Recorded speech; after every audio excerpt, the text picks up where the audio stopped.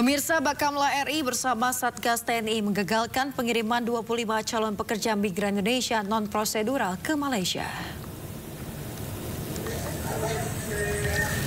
Pengiriman calon pekerja ilegal menuju Tawau, Malaysia melalui pelabuhan Tunon, Taka, Kabupaten Nunukan, Kalimantan Utara berhasil digagalkan oleh tim Bakamla RI dan Satgas TNI pada Kamis dini hari.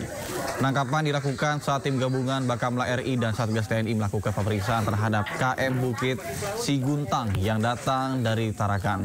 Dari hasil pemeriksaan teridentifikasi 17 CPMI-NP, 12 laki-laki dan 5 perempuan. Terdapat juga 8 orang lainnya, yakni 2 laki-laki dan 6 perempuan yang sempat melarikan diri saat hendak dibawa ke BP3MI. Namun identitas berupa KTP mereka berhasil dipegang tim gabungan. Para CPMI-NP yang mayoritas berasal dari Nusa Tenggara Timur atau NTT dibawa menuju kantor BP3MI untuk penunukan untuk menjalani proses verifikasi dan pendataan resmi di bawah koordinasi BP3MI. Jangan itu foto Dora. Yes. Nah, itu ganteng tuh. Saya mau ngapain? Ratusan warga negara asing bermasalah di berbagai wilayah Jabodetabek diamankan oleh Direktorat Jenderal Imigrasi. WNA bermasalah tersebut mulai dari soal izin visa hingga tindak kriminal.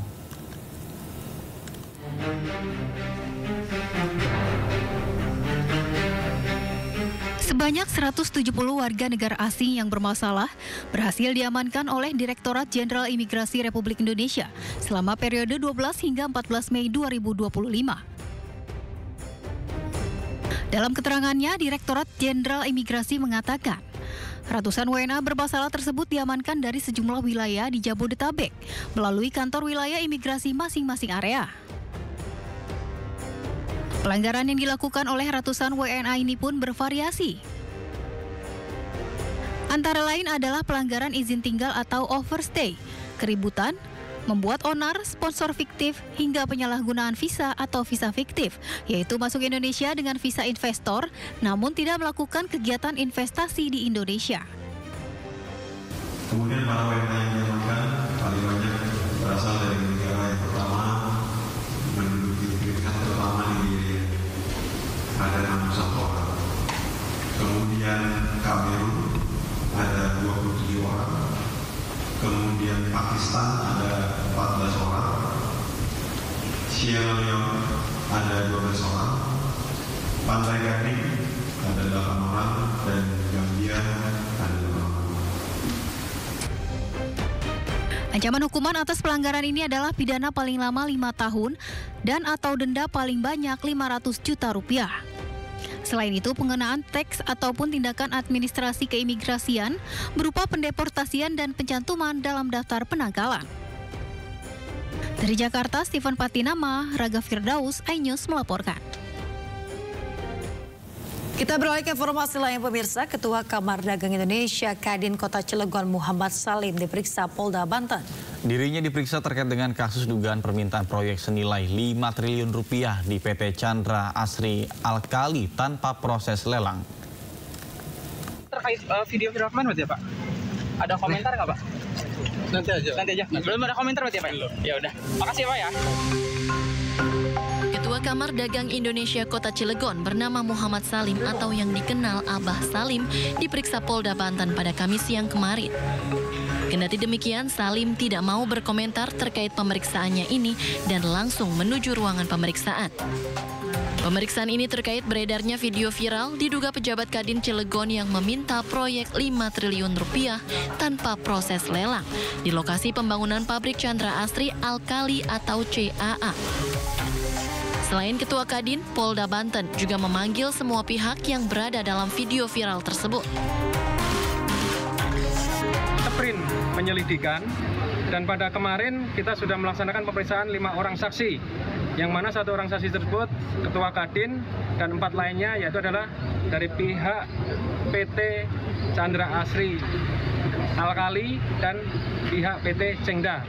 Kemudian untuk hari ini diagendakan melaksanakan pemeriksaan 8 orang saksi lainnya yang berada di dalam unggahan video tersebut. 5 triliun untuk Kadin, 3 triliun untuk Kadin tanpa lelang. Bagi Sebelumnya, video dugaan pemalakan proyek sebesar 5 triliun rupiah tanpa lelang beredar dan viral di media sosial.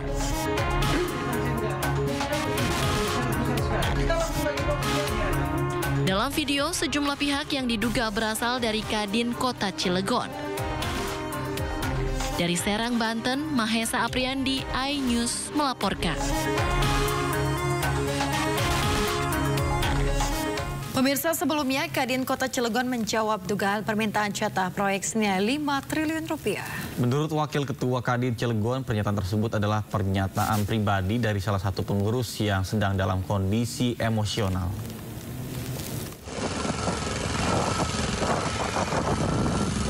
Kamar Dagang dan Industri atau Kadin Cilegon menjawab dugaan meminta jatah proyek 5 triliun rupiah tanpa tender di proyek strategis nasional Presiden Prabowo Subianto. Dari kegiatan Pemda, ini kan triliunan, sangat besar sekali. Kita langsung bagi porsinya. Wakil Ketua Umum 1 Kadin Cilegon, Isbatullah Ali Basja, mengungkapkan peristiwa itu terjadi akibat anggotanya terbawa emosi karena komunikasi tak berjalan efektif dan sempat terjadi adu mulut antara pengusaha. Terkait masalah dugaan minta jatah proyek 5 triliun tanpa tender itu bukan sikap resmi dari Kadin Kota Cilegon. Itu salah satu anggota dan pengurus kami yang memang mengucapkan itu, tapi itu tidak mewakili daripada organisasi. Itu hanya bentuk kekesalan, kekecewaan, salah satu pengurus. Sebelumnya, Gubernur Banten Andra Soni angkat suara terkait oknum pengusaha yang meminta jatah proyek di Cilegon, Banten. Andra menyayangkan hal tersebut karena akan mengganggu investasi. Kadin Kota Cilegon menghormati semua prosedur tender yang berlaku. Dirinya juga tidak membenarkan cara penyampaiannya dan akan menyikapi hal ini secara internal sesuai prosedur organisasi. Dari Cilegon, Banten, Iskandar Nasution, iNews melaporkan. Pemirsa, TNI Angkatan Laut menggagalkan upaya penyelundupan narkotika ke Indonesia melalui jalur perairan Kepulauan Riau. Total narkotika yang berhasil digagalkan masuk Indonesia seberat 1,9 ton.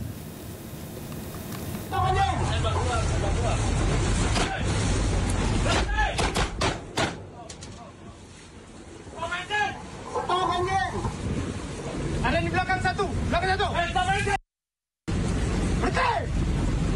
Stop anjing. Bang, mereka di kiri semua.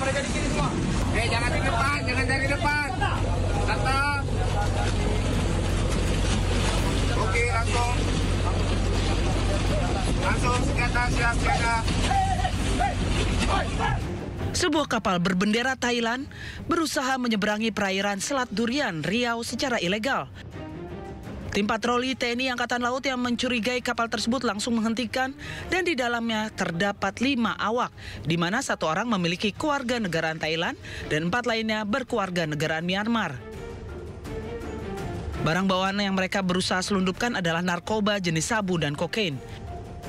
705 sabu-sabu, 705 kilo sabu-sabu, 1,2 ton kokain. 1,2 ton.